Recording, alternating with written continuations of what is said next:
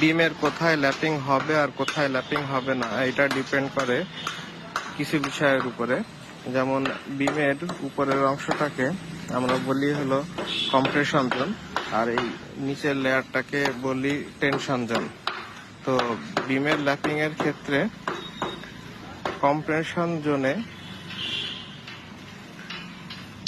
সবসময় ল্যাপিং হয় মাঝখানের L/2 ডিস্টেন্সের ভিতরে। কম্প্রেশন জোনে কখনোই, কম্প্রেশন জোন বলতে মূলত বোঝায় উপরের লেয়ার, উপরের লেয়ারে কখনোই কলামের গোড়াতে ল্যাপিং হবে না, এই কলামের গোড়াতে কোনো ল্যাপিং হবে না।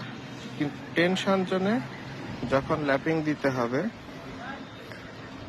তখন দিতে হবে কলামের গোড়াতে। দেখেন এখানে যে ল্যাপিংটা ব্যবহার করা আছে সঠিক আছে, কিন্তু টেনশন জোনে মাঝখানে কোথাও ল্যাপিং হবে না।